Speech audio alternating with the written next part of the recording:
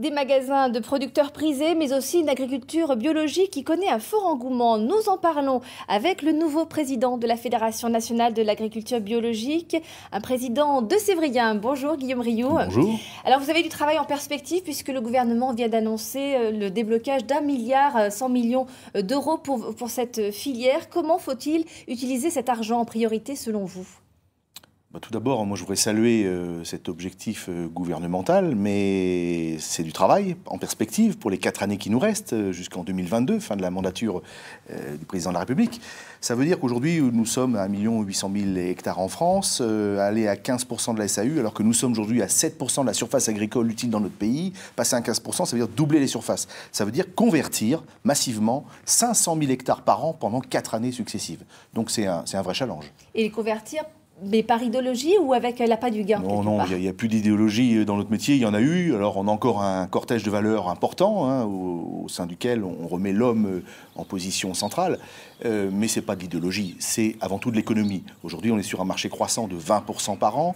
8 milliards, c'est les derniers chiffres, 8 milliards de chiffre d'affaires liés à l'agriculture biologique dans notre pays, 20% de croissance. Il y a un formidable engouement sur tous les types de distribution, et nous venons de voir à l'instant les distributions en circuit court, mais c'est également les filières qui sont à développer, des filières relocalisées, des filières équitables, transparentes et reterritorialisées. Je pense que le territoire, ça va être une façon de mettre en exergue le territoire pourvoyeur d'une agriculture saine et d'alimentation pour nos concitoyens. Le bio, c'est la survie, c'est l'avenir des ex-agriculteurs conventionnels, on va dire ?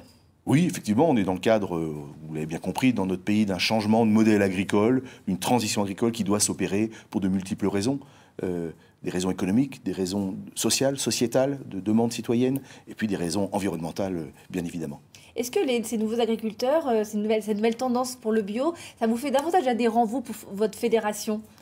Oui, il y a des adhérents qui viennent nous rejoindre assez régulièrement, mais pour autant, vous savez, on est sur une population qui est décroissante, une démographie agricole décroissante dans notre pays, donc toujours moins d'agriculteurs, donc c'est pas toujours évident de remobiliser autour d'un projet politique, d'un projet tel que le nôtre, de nouveaux adhérents, mais je pense aussi qu'on va pouvoir élargir l'adhésion plus largement à d'autres citoyens, à des consommateurs, à des parents d'élèves, au monde de la recherche, au monde de l'enseignement, etc. C'est bien que notre projet agricole n'est pas seulement un projet agricole, c'est aussi un projet vraiment alimentaire et qui concerne toute notre société. Et nos adhérents demain, c'est déjà le cas aujourd'hui dans les groupements départementaux, nous sommes rejoints, nous agriculteurs, par d'autres citoyens.